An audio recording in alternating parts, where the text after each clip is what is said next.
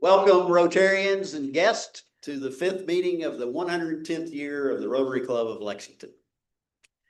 I didn't know if you were aware of this, but there's a golden rule of Rotary. Did anybody know there's a golden rule of Rotary? Good. If what we do isn't fun, then it's not worth doing.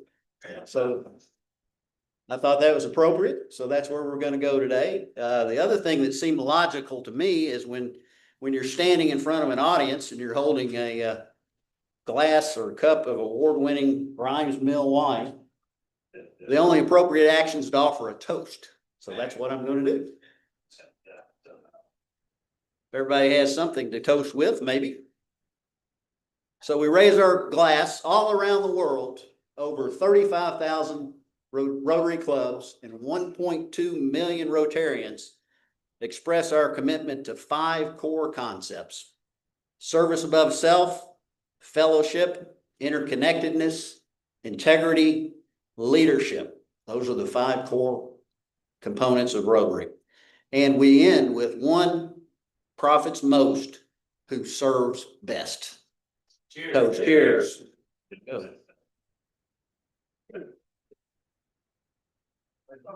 Okay.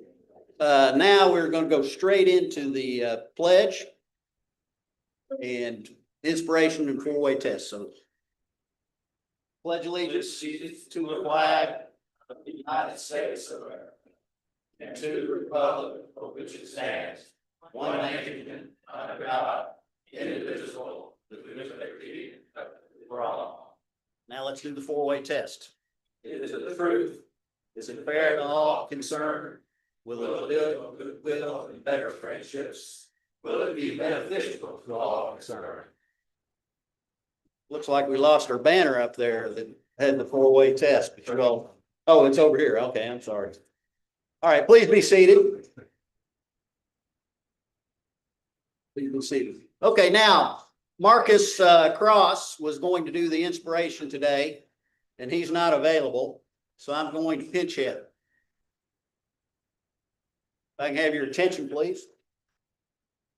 On the inspiration, if you want inspiration, it's very simple. All you have to do is look around the room and engage with Rotarians who you're sitting with, because we've got some Rotarians who have done remarkable things.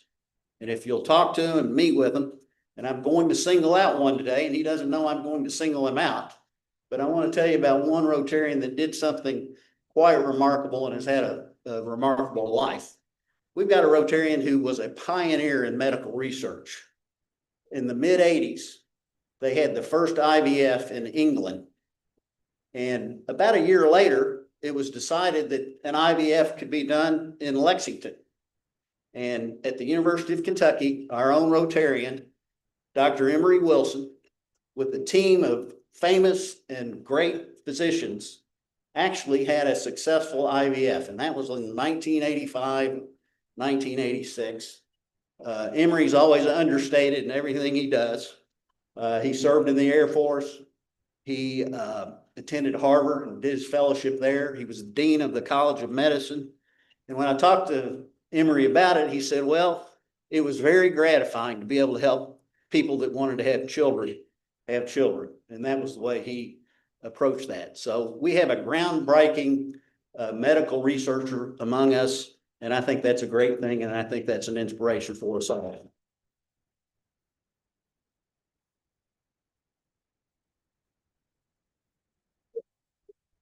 Okay, Trey, we've got several visitors today. If you please come up and introduce the visitors. Gordon, you're up next. Hello, Danielle Bozarth is with us. She's a guest of Susie Basham. Danielle, can you stand up? Oh, Danielle, can you stand? We're standing. Sorry.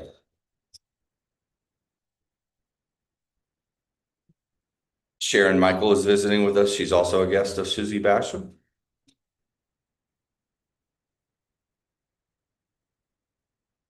Debbie Kane is visiting with us. She's a guest of Jenny Sharp.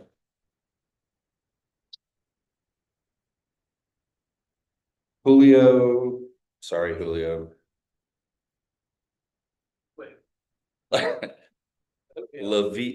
Julio Levian is a guest of Joe Evans.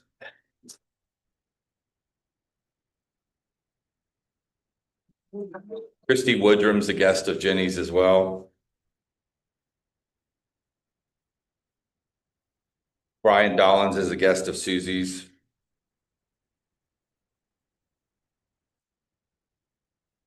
And Mary Diane Hannah is a guest of Lyle's. Welcome, everybody. Thanks for visiting.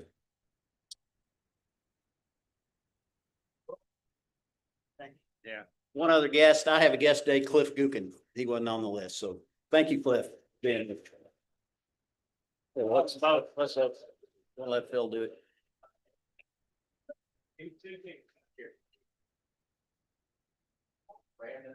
Two tickets.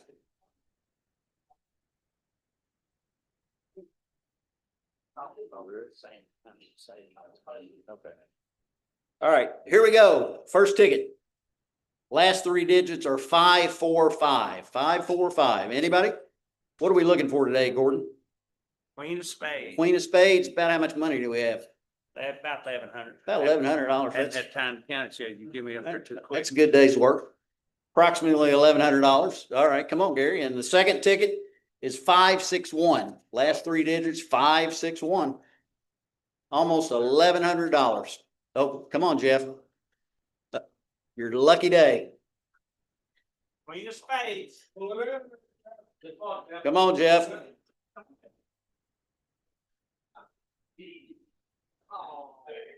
Right suit, wrong card. All right, we have some birthdays this week. Shelby Kincaid. Shelby, I saw you. Happy birthday. Jerry Vandermeer. I know Jerry's here also. Happy birthday. Diane McBride. I haven't seen Cheyenne, but Chris Peck. Saw Chris. Larry Cowgill and Peggy have the same birthday on Sunday. I've got a few announcements. Raise your hand if you were at the Gatton Park opening. Big Rotary turnout. Great Rotary turnout. We got a lot of publicity. It was a great day for Lexington, I thought. And we were right there as hosts. We saw everybody when they came in the park. And we have our signage and recognition there. And I'd like to have Sharon and anybody else that was directly involved in the project for Gatton Park to stand up, please. Sharon, thank you very much.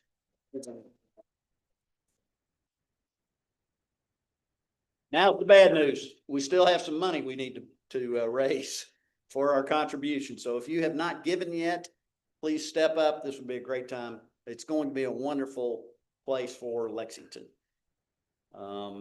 Also, we had a social at Waveland. We had almost 50 people there. Thank you, Eric Brooks, for arranging that. It was a great turnout, a great event. People really enjoyed the chance to tour and visit. And thanks again to Susan Adams for putting that on. Our next social is the Lexington Sporting Club soccer game. That's going to be on September 12th. Is that right, Susan? On the 12th, we need reservations and sign-ins prior to September 5th. If you're interested in going, sign up prior to September 5th. Okay. All right. Now, we have been fortunate to be involved in the Bluegrass Miracle League. Matter of fact, we got it started. And it's a great project, and we're getting ready to have opening day. And I think Eileen O'Brien, I saw you somewhere, Eileen. She's going to tell us a little bit about this wonderful event and our involvement in the Bluegrass Miracle League. Thank you. Opening day on September 6th is going to be the 20th anniversary of the start of the Miracle League. And Rotary has traditionally sponsored the opening day picnic for the players and their families and supporters, both in the spring and fall seasons. And our committee is working on getting Rotary even more involved in that activity. I promised Jeff, who is looking for a succession plan, that I would also tell you we have seats on the board of the Miracle League and would love to know if anyone is interested in helping us in serving on that board as well.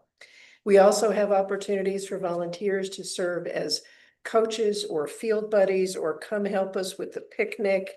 If you have a skill set that I don't have that would let you look at the field and tell us if how it's doing, and if there's anything that needs to be done, we'd really like to have your participation. If you're part of any group or organization that can work with us and help us, we'd love to know about it. You can talk to me or Jeff or Tony or Bill or Jerry or we have a good committee, but we would really welcome any more volunteers, and I hope to see you all next Saturday.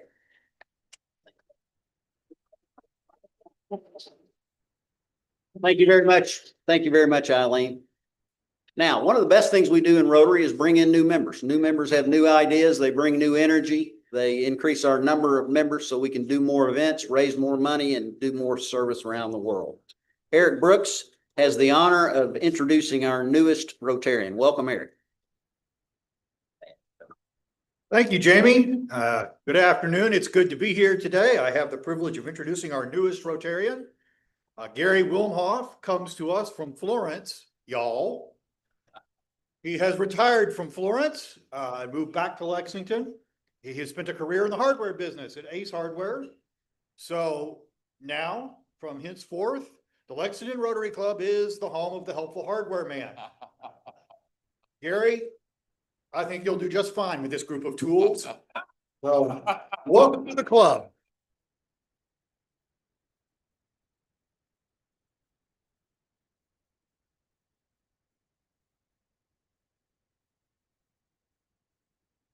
Wow, we're moving right through the agenda today.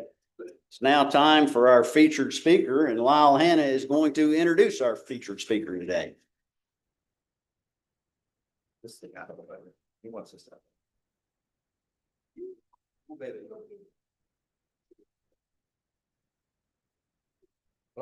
Clear the flight glide path. Yep. Hey, thank you all for being here today. I hope you tested a little wine. We've got a terrific speaker today. Dr. He doesn't like to use that title anymore, but Phil DeSimone, he's a neighbor of mine. He studied law at the Vermont University and the University of Kentucky. Boy, he was a captain in the, oh, I said law, but medicine. Okay, thank you. My wife is coaching me here. Yeah, studied medicine at the University of Kentucky. And then he served he was actually an Army helicopter surgeon in Vietnam during the Tet Offensive. This guy has really embraced life and gone for it. He's served in a bunch of different significant positions at the University of Kentucky Medical Center. He's been chair of the Department of Medicine, associate dean of the ambulatory care, chair of the radiation medicine, you know, just had a lot of different roles there. But in 2012, after retiring, he started growing grapes, and he opened he started before this, he started growing it, but by 2012, he opened the Grimes Mill Winery. And after 2 years, he was testing those wines, and he received 2 gold medals at in California from the Malbec grapes, a variety that were actually grown here in Lexington. And in his 3rd year of business, he received a double gold in the international competition in Indianapolis, Indiana. And in 2024, get this, you ready? He was voted the best winery in Central Kentucky. So we thought we need to get him in here. If you haven't tasted the wines, we thought he was going to bring 3 bottles. No, 3 different tastes. He brought like 10 different kinds of wine back there. They are fantastic, especially his red wines. He actually imports grapes and juice from Italy, South Africa, Chile, and Argentina. The guy has applied all his many skills that he's acquired into making wines. He said the title for this thing ought to be, they said it couldn't be done in Central Kentucky, but people are doing it. They're helping him. Other wineries, it's really going great. So his wines include all kinds of other ingredients. Sometimes he's actually put walnuts, peanuts, pawpaws, peaches, cranberries, and pumpkins into wine. That's kind of fun. His winery is just off of Old Richmond Road out here. Go over I-75. It's down there on the left. You turn on to Grimes Mill Road. It's right there. What a blast. A fun place. Anybody can go there when it's open, which is a lot of the time. You can take friends. You can take your food in there and do a celebration right there. Have his wine with it. So it's a ton of fun. You can even play bocce ball. So wonderful wines. Ladies and gentlemen, join me in giving a warm welcome to Phil DeSimone. Will.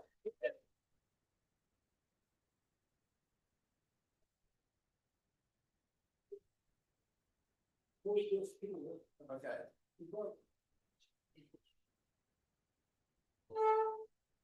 He didn't like standing behind a podium. Because of my grand stature, most people can't see me behind the podium. And if you're really tall, you'll never see me. There are two things you have to remember about this talk. One, there are no dumb questions, just dumber answers.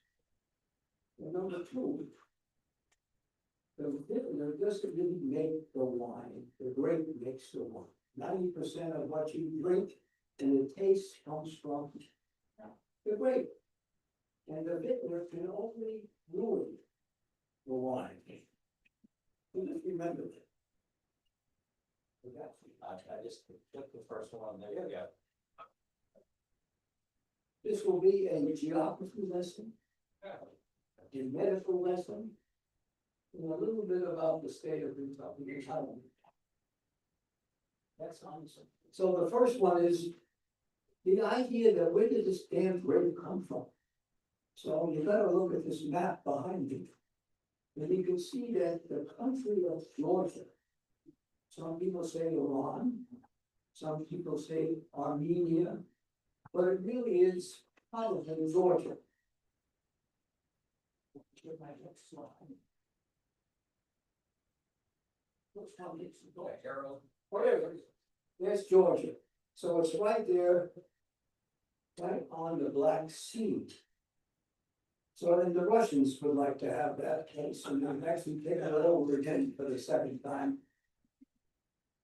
But around it is also Armenia and Azerbaijan and the Great Black Sea.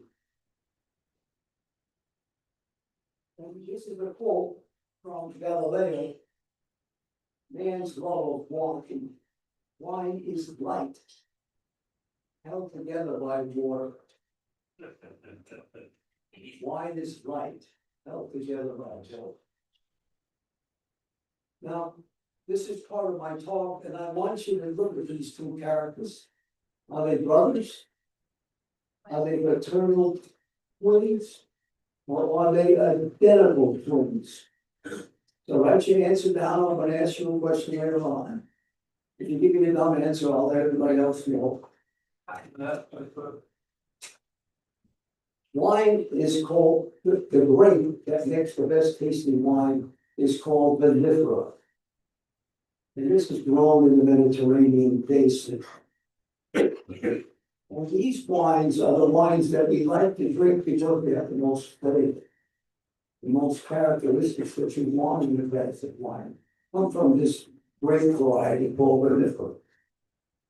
And we have to thank the Romans for doing this. When the Romans were conquering all of Europe, they had to have something to drink.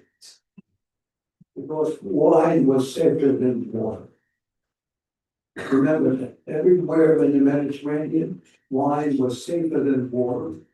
So most people drank wine. They didn't want to get sick because of their sanitations in the area that they're in. So we thank the Romans for what they've done. And this is the Mediterranean basin. If you haven't seen it, it includes Northern Africa, all the way around to Spain, up through France, Italy, Greece, and back down around again. A lot of the old grapes are still in Israel, in the area what we call Israel now, or in northern Africa.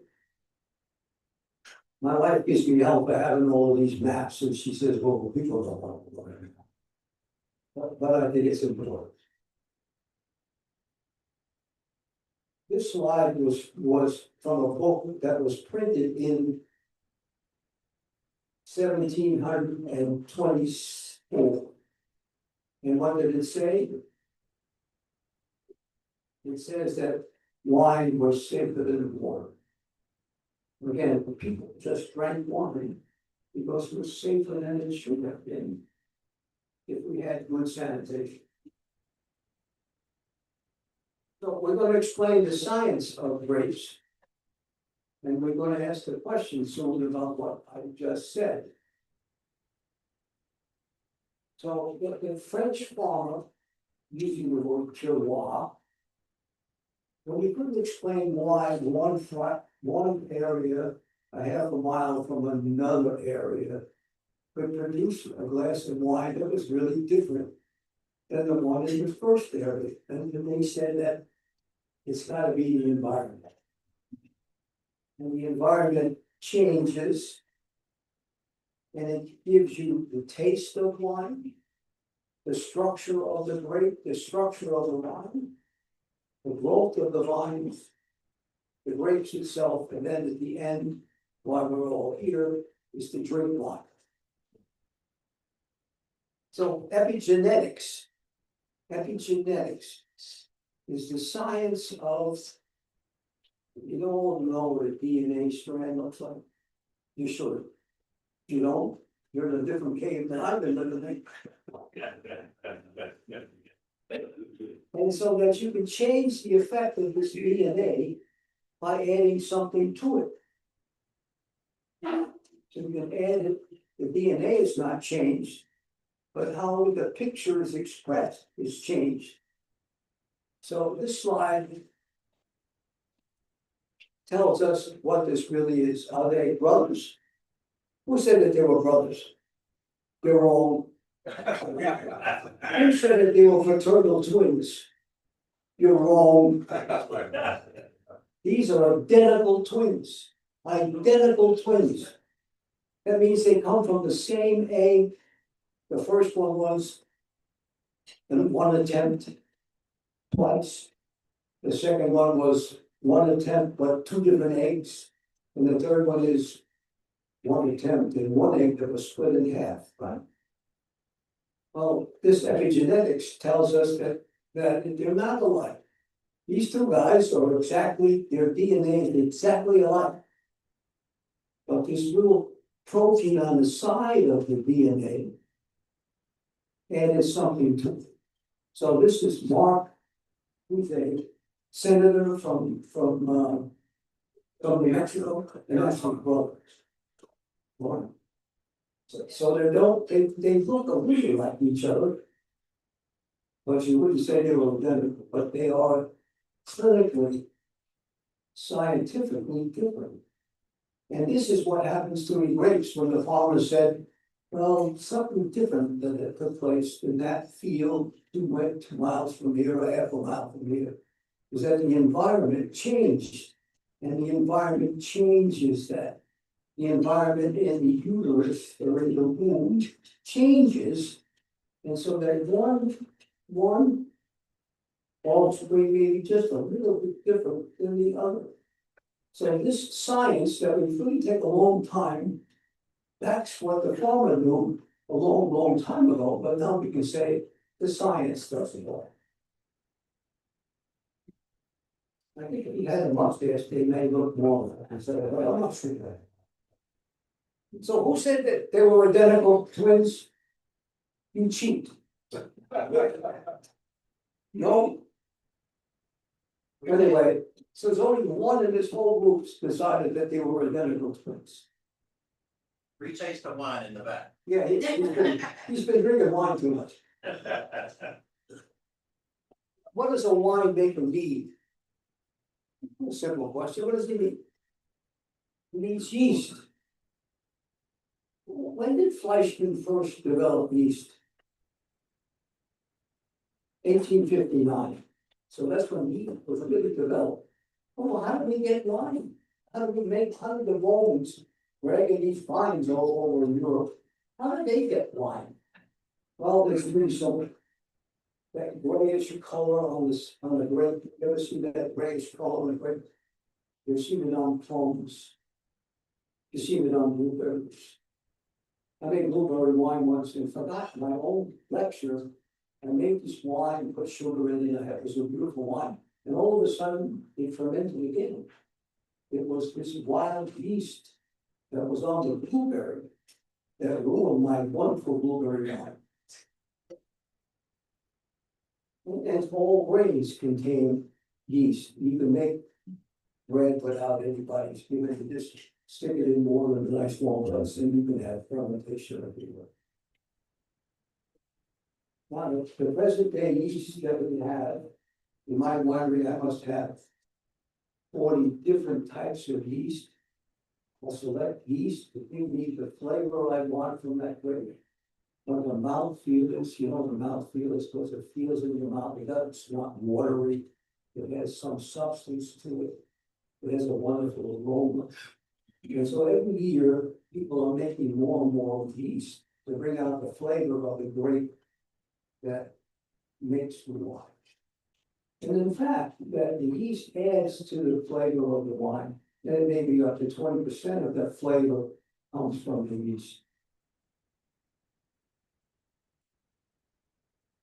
Barrels, everybody loves barrels, right? Barrels are white oak. And they must be 70 years old. 70 years old before you can harvest the wood. And the wood, it has to be aged air dried for up to 36 months. The more it is air dried, the better the flavors. There are two major types, French and American. French oaks are grown in a garden. Every tree is improved. In America, the white oak comes from the forest that's been subjected to the weather. And a guy goes in there and cuts it down and brings it back to a wood maker. So there's a difference in the grade of the two. And the grade in the French oak is straighter, tighter than the American oak. But because it is straight, a lot of alcohol is released from the barrel and leaving all the flavors that are left inside the barrel. In the American oak, it just goes right straight through it. You can't use any other tree but the white oak. Red oaks that are like a cinder just come right out. The inside of the barrel is toasted, not charred, like a bourbon barrel. Bourbon barrels have less volume than a wine barrel. Bourbon barrels have 53 gallons, wine barrels have 58 gallons.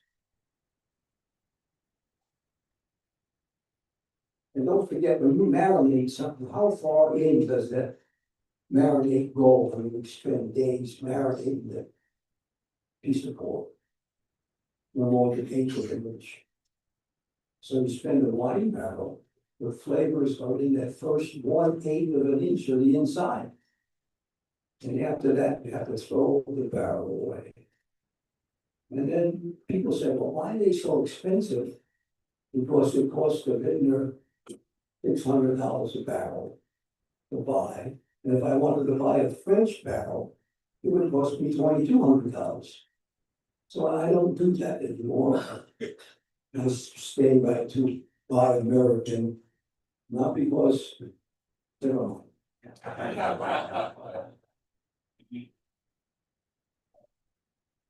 one rule decided the Greeks that they made wine, they made good wine, but they didn't have barrels, and they didn't know what to seal the barrel with the jar with, so they chose to use pine tar. I don't know if you ever tasted a glass of wine from Greece called DeSimone. Well, it tastes like you were just sucking on a pine tar. So this is the difference between why the Greeks didn't get very good, and the Mediterraneans, French and the Italians. One standard. Did what? These are vintners' terms. Brix is the amount of sugar that's in the grape in the field, in the vineyard. And so if you take 2 times the Brix, that's not the exact measurement of sugar, but it's close. You take 2 times the number of Brix, that'll give you the amount of alcohol that you have. So if you have something that's 24% alcohol, so 24% sugar, it'll make 12.5% alcohol content of the wine. Birds. In Kentucky, birds are wonderful. especially the robin. The robin will clean out an acre of grapes in 2 days. And not just one of them, there's there may be 400 of them. So I use this term birds to euthanize. You can't kill them, I mean, because there's just so many of them. So there's no way to deal with birds. You can use nets, you can use sounds. None of that really helps. You can try a lot sometimes and that works. And fungus, now Kentucky is wonderful for fungus because the climate is usually moist and hot. Except for now, which is moist and dry. Well, moist and hot makes fungus grow like crazy. So you have to spray a great deal to get the fungus off the trees. So to make wine in Kentucky, you have to have some fortitude. You have to like what you're doing. You have to know that the grapes may not be what you want them to be. And nature is your enemy. Kentucky. Now, people don't think much about Kentucky, but the first commercial vineyard was in Kentucky. The first commercial vineyard, and you can visit that vineyard in Nicholasville. It's called the First Vineyard. And the man who has his vineyard is in the same place that Kentucky's first vineyard was.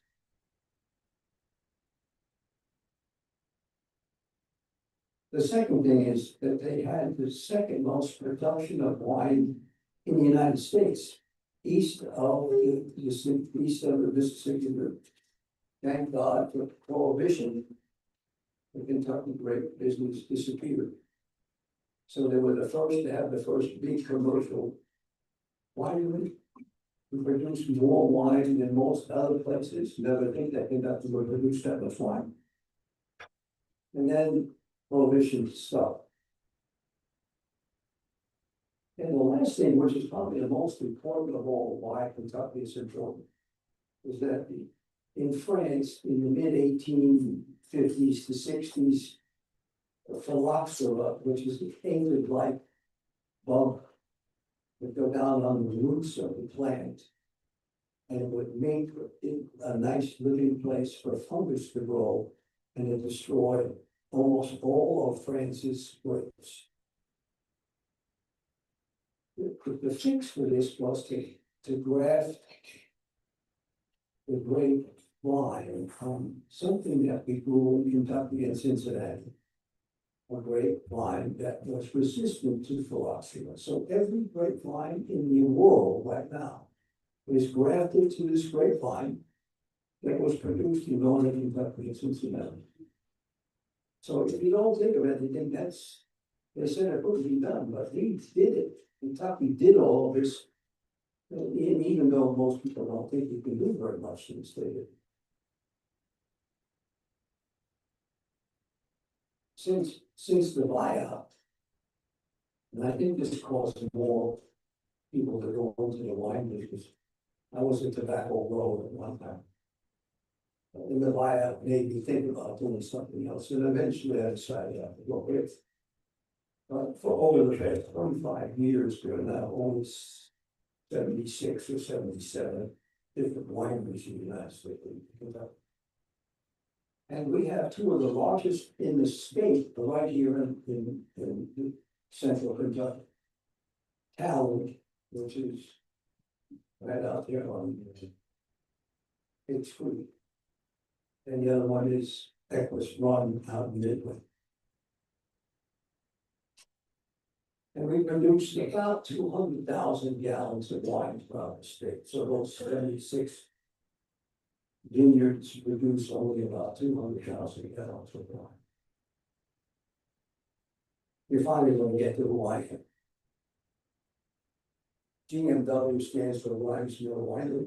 The winery happens to be on Grimes Mill Road, and that's why it's called Grimes Mill Winery. I planted my first grapes, vines, in 2003. and they were all vinifera. I was told not to do that because they don't grow well here. Well, you can see that I won a gold medal in California the second year of me being in the business. I started the business because my grapes were winning prizes all over the United States, and I said, "Oh, they can do it, why can't I?" And I remember what I said in the beginning, 90% of all good wine comes from the grape. So the vineyard doesn't really do anything. So then I won these 2 gold medals. And then I won another medal in Indianapolis, and then I said, "Well, I might do that anymore. People don't come to my winery because they want to look at my medal. They want to drink wine." So I stopped going to these competitions because it makes no difference to the people who come visit me. They want to drink wine. And I make now, when I first started, the guy who helped me said I needed a 500-gallon tank and a 300-gallon tank. And so my jacket, I had all these tanks that took forever to empty because I'm a small winery. I decided that the best way to make wine is to make it in small batches. So everything you drink and you taste it back here comes from 1 60-gallon barrel. And that 60-gallon barrel contains the wine for at least 2 years. I just opened a barrel that was there for 7 years. It's the longer it stays in the barrel, the better the flavor is. And if you buy a good bottle of wine, it actually matures when the bottle is. If you ever open up a bottle of wine and smells, don't get it. It's 12 years. That's probably one of the better bottles of wine that you can buy. All you do is filter a little bit, and the flavors are there, pepper and pepper and pepper. My juices come from Chile, Italy, South Africa. I don't like California grapes because they only know how to grow Cabernet Sauvignon. And I'm not interested in Cabernet Sauvignon. I'm only interested in grapes that can give you an experience that you can't get anywhere else. So in the back, I have Italian wines. Amarone, the people drank Amarone. That's the most expensive wine you can buy in Italy. It may cost $150 a bottle. Right off the counter. It's not something that we jack up the price. It's made from 20 different wines, and it's made from fermented grapes. So it gives it this rich flavor. I have Sangiovese, those people who made like Chianti, it's called a Chianti wine that you buy. Is made from the grape Sangiovese. That's also in the back. I also want to say something about the French were really stupid. They gave away Malbec, and Malbec is one of the best wines in the world. And in French, the word Malbec means very great. They only used it as a filler, but they didn't realize it was such a good wine. The second thing is that Shiraz did not come from France, it came from Iran. That's why it's important that these grapes are grown around the Black Sea. But the French had the grape, had the vine, and didn't do anything with it until New Zealand got hold of it and said, "This is really a great glass of wine." And it is a great glass of wine. The French missed it again. The French also never said what was in their bottles of wine. They also said we have a Bordeaux. Now, we had 8 or 9 different varieties stuck in there, but it wasn't good. And I think that's the last slide, and I'll take any questions if you have some. Yeah, it's also, I told my wife that I was hoping for a standing ovation when I finished this.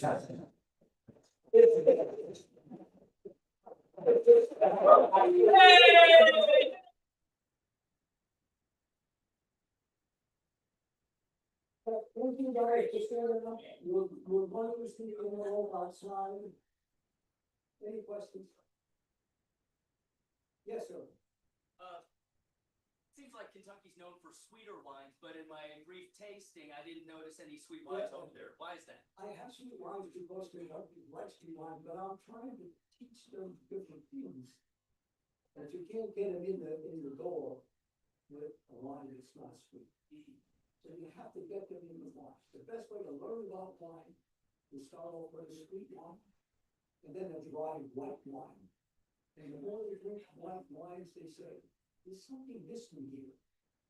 And then all of a sudden they taste the red wine, and then they're stuck forever. Because the red wines have character. They really do have character. Now, let me give you about character that Kentucky. Now, the big thing around here is bourbon barrel wine, right? Yeah, bourbon barrel beer and bourbon barrel wine. Well, you don't want your wine to taste like bourbon, do you? And some people actually do. When you add bourbon to wine, the wine loses all of its fruity flavors. It's all gone. It's a smooth glass of wine with very little characteristics. So if you really want to start off with wine, use the bourbon barrel wine. I make bourbon barrel wine, but it's only in contact with the barrels for a week. And then I throw the bourbon barrel away because I don't need it. I don't want bourbon barrel at all. Okay, thank you for your question. Yes, sir. First of all, thank you for your service. Well, thank you. Great educational program. Thought I knew everything about wines. I don't. Where can you buy your wine? Is it only at the? Yeah, and I have to think against distributors, by the way. They make money off your wine. They don't do anything, but they say, oh, I'll buy your wine. I'll go for 25% of that. So I don't think it's a distributor, and I'm a snob. So if you want my wine, you have to come to the middle winery. Well, and that's the only place you'll get it, but it was cool. My server is a genius when it comes to wine, so if you ever want to be educated, he can educate you as you're drinking your wine. My wine is, actually, I think it's really, really good wine. That's my opinion, and the guy behind me just stood up, means I got a shot.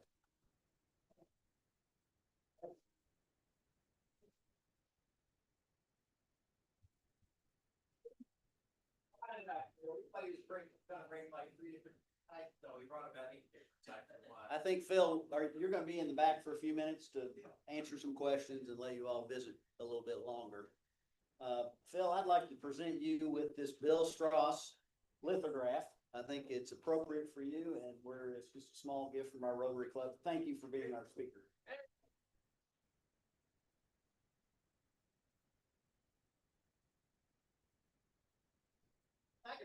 If I could ask everybody to stand up for just a moment, those that are able to. I've ignored something intentionally. If I could have your attention, please. One of the aspects of Rotary is peacemaking. We are supposed to be peacemakers. That's an objective of Rotary. And I wanted to make a comment about what happened in Minnesota. I felt like it was inappropriate to totally ignore it. And we're becoming numb to it and normalized. But I don't think anybody thinks that's right, regardless of what your position is on any matter. And I want everybody to think for just a minute about what you can do, what Rotary can do, and what our community can do to stop this. It's wrong. Just one moment.